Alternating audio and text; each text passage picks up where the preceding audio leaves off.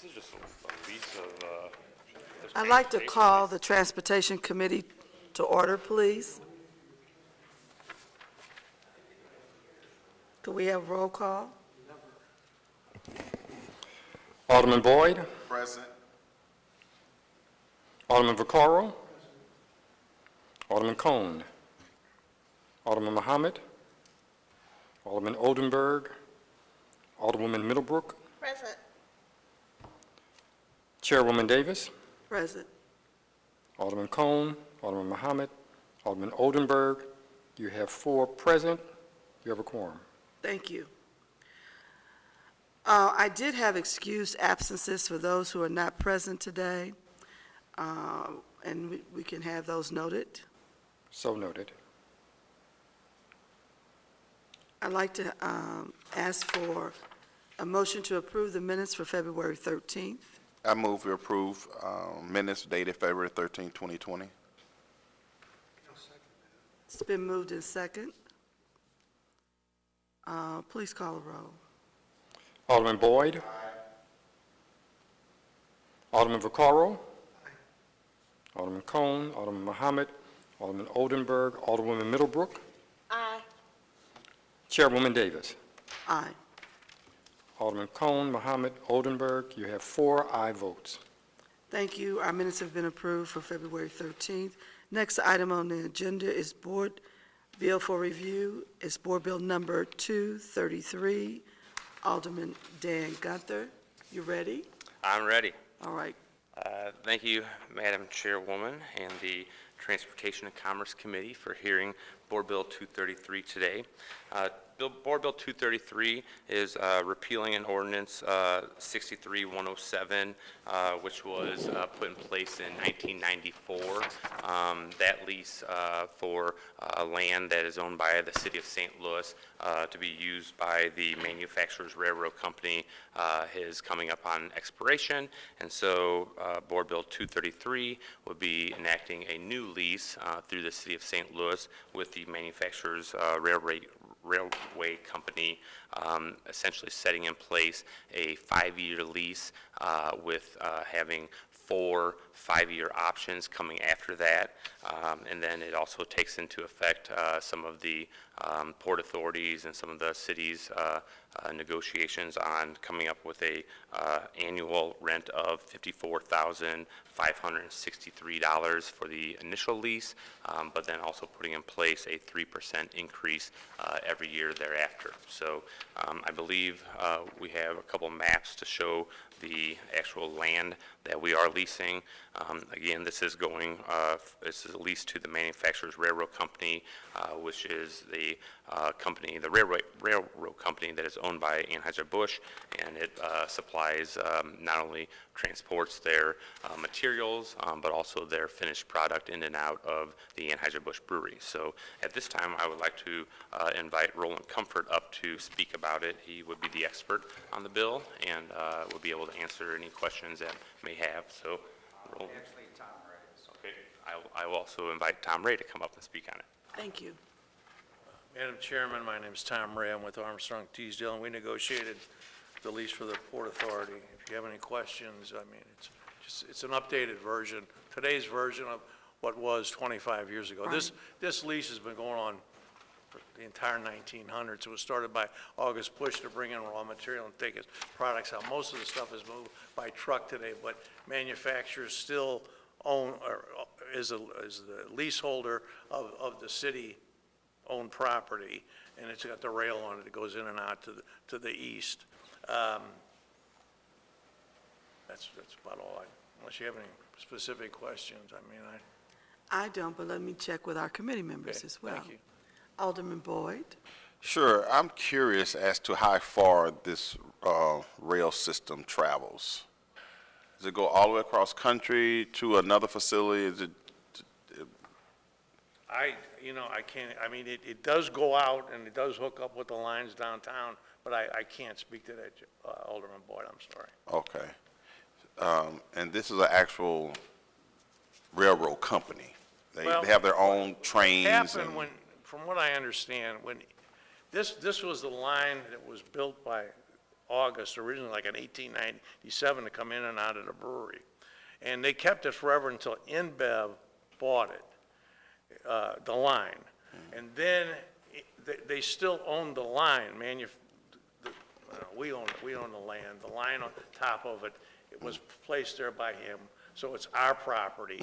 We lease it to them. Manufacturers is nothing but a holding company that's a spin-off subsidiary of AB. And somebody else, there's a contractor that brings the stuff in and out, because AB is not in a railroad business anymore. It's typically just in the beer business. So that's when they spun it off. Right, so you negotiate this contract on behalf of, The city of St. Louis by the Port Authority. The Port Authority leases the property in the Port District for the city. so this is effective, when Right was now. this?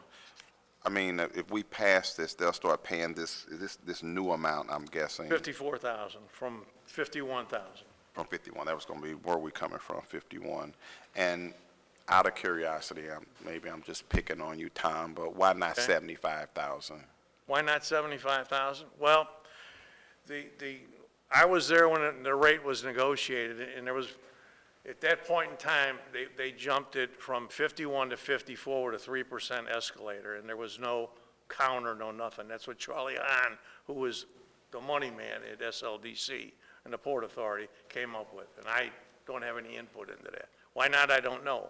Why not at 100,000? Right. I mean, it's going to go up 3% a year, so by the time you get to year 25, it's going to be close to that, I think. I forget the exact number. Right, but, I mean, how do we know 54,000 is a good number, I guess, is the practical question.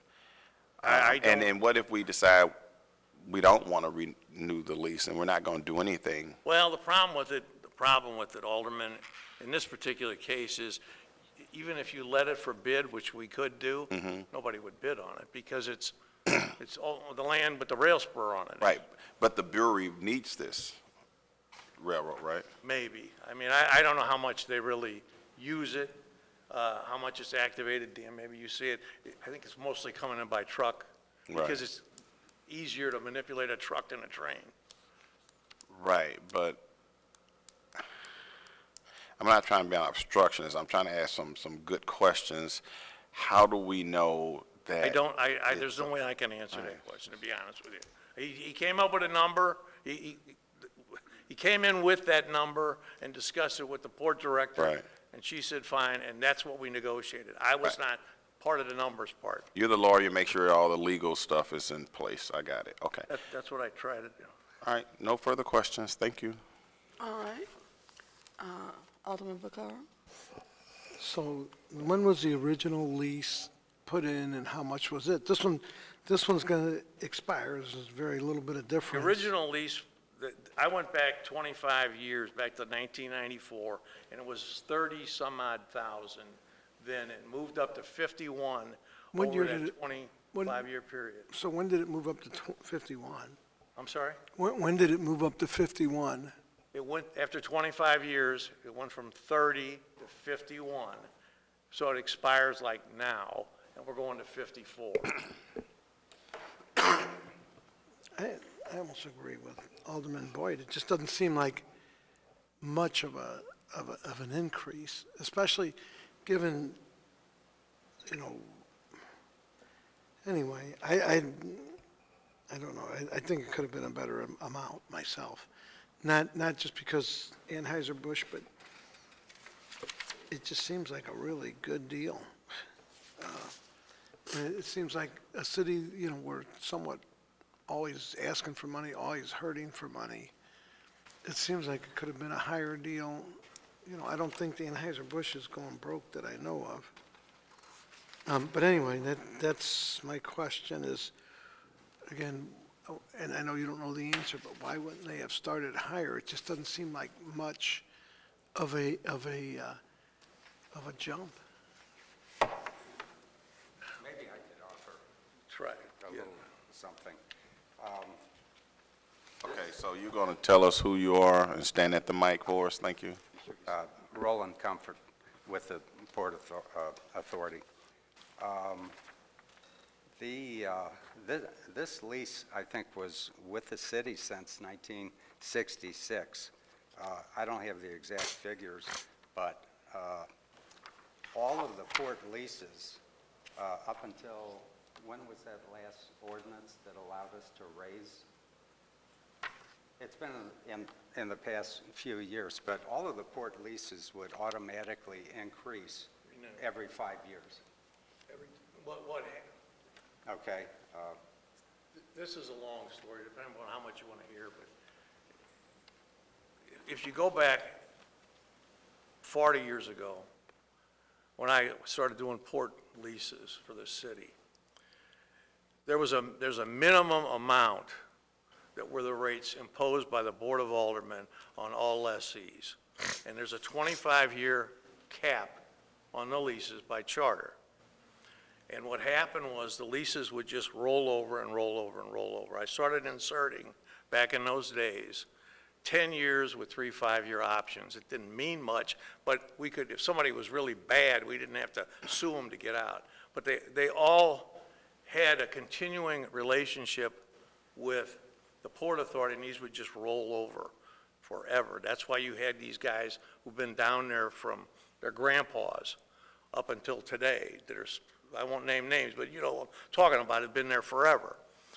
When Jim Shrewsbury came in and got on a Port Authority, he introduced an ordinance and passed it that said you had to bid these things.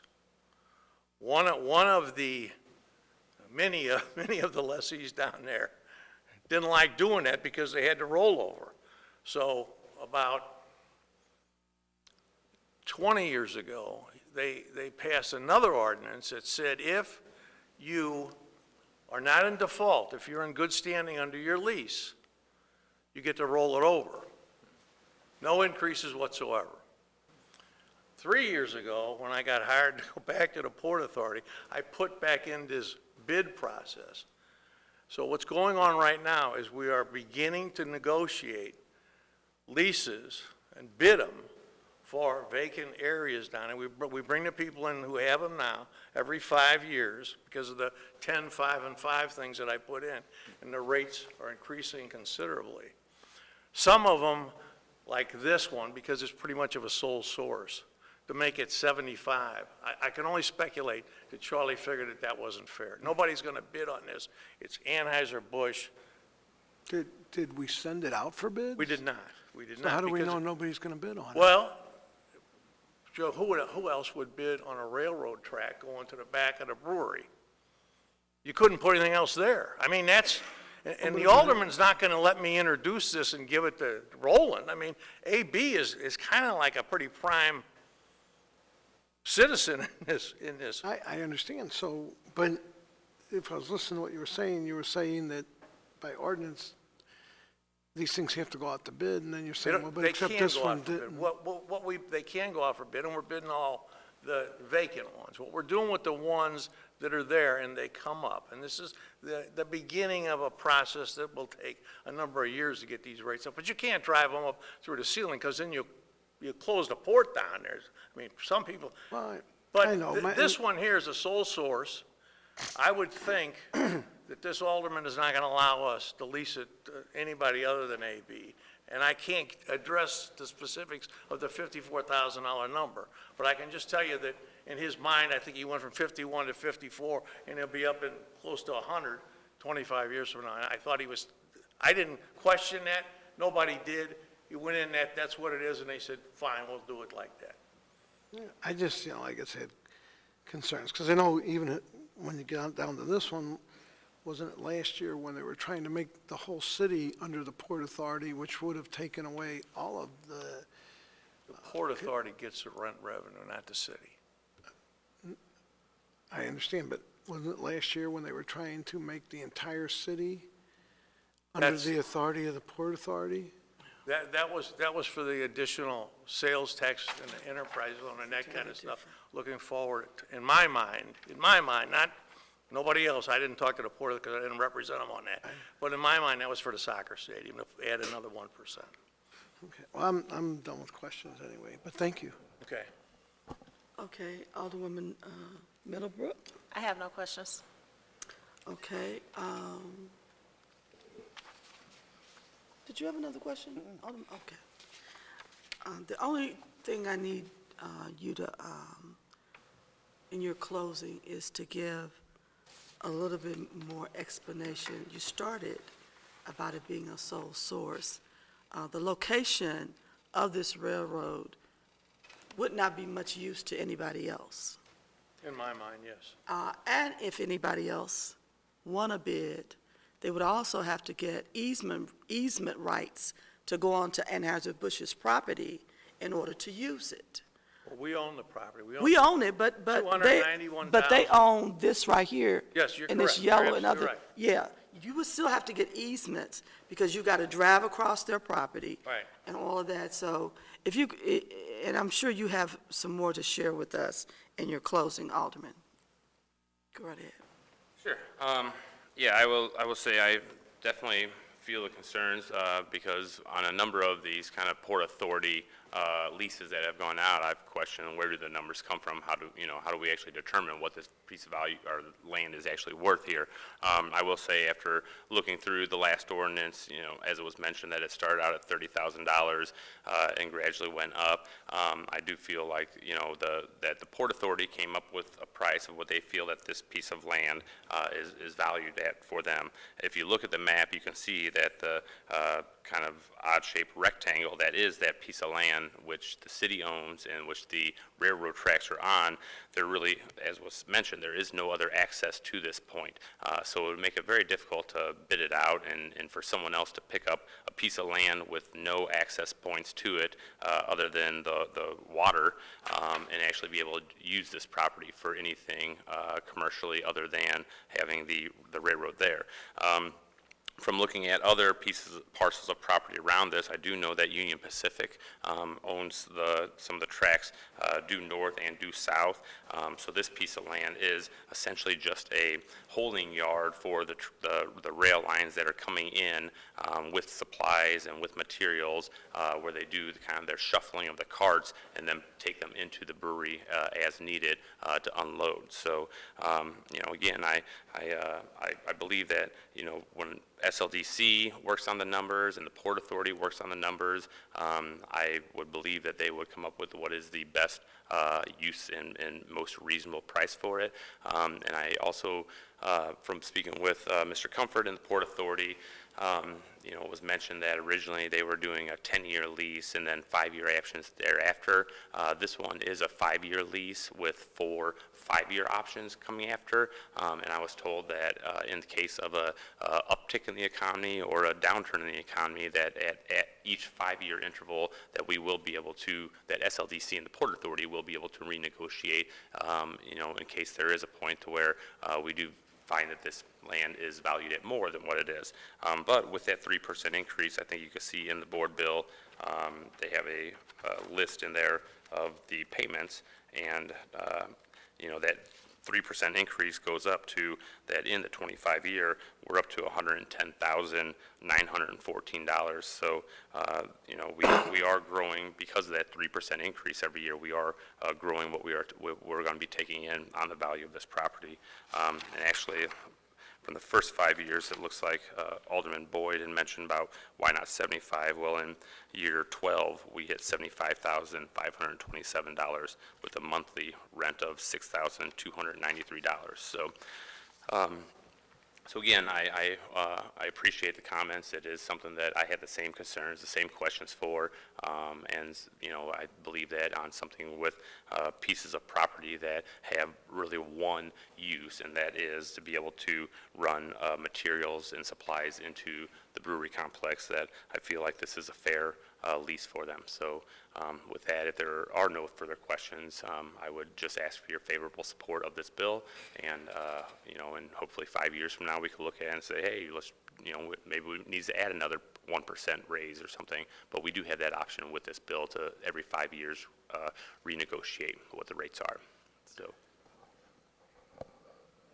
I was just going to commend you, Alderman. I think your relationship with Anheuser Busch have given you a wealth of educational experiences. What I've heard you say is you believe SLDC and the Port Authority, that they have crunched these numbers and they've gotten the best deal for the city. you have evolved. Thank you. I appreciate that. There's a lot to learn down here. So, So, just so I understand, in 5 years, this will come back to the Board of Aldermen, or the Port Authority, excluding the Board of Aldermen, will make a decision? Port Authority has. Right, so when you say it comes back, we don't see it, it's just whatever they, after today, for the next 25 years, we're out of the picture. Correct. Okay. Now, it could terminate, Alderman, it could terminate in 5. I understand, but not, we would not be the ones making a decision. Once we pass this today, we're out of the picture for the next 25 years. That's what I thought, but okay. But the same process will take place when it comes back to the Port Authority. As you know, and Roland knows, we are very, very concerned about increasing our lease amounts and have done quite a few in the past 3 or 4 years. So I'm confident that even with the 3% that is built in, if it requires it to be more than that at the review time, then it will be more. Correct. Okay? No. And we don't in any other lease in the city of St. Louis. Correct. Thank you. Yes. So yes, again, I thank you for your time, and I would Okay. ask No, for I mean, favorable consideration. any other lease that has to do with the Port Authority, every other lease, when you say we have a say in every lease, and as the stuff comes up. We But don't this re- is we don't dealing with the review Port renewals of Authority. leases. That's not our job. But they always come in front of us. Okay? Madam Chairman, I'd like to make a motion that Board Bill 233 comes out of committee with a due pass recommendation. It's been moved in second. Roll call. Alderman Boyd, Aye. Alderman Vaccaro, Alderman Cone, Alderman Muhammad, Alderman Oldenburg, Alderwoman Middlebrook. Aye. Chairwoman Davis. Aye. Alderman Cone, Muhammad, Oldenburg, you have 4 aye votes. Board Bill 233 has been passed for recommendation to the full board. Thank you. Thank you, Chairwoman. Thank you, members.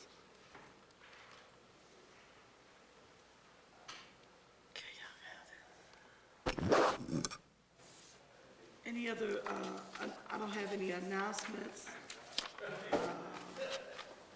Any announcements from any committee members? Hearing none, the meeting is adjourned.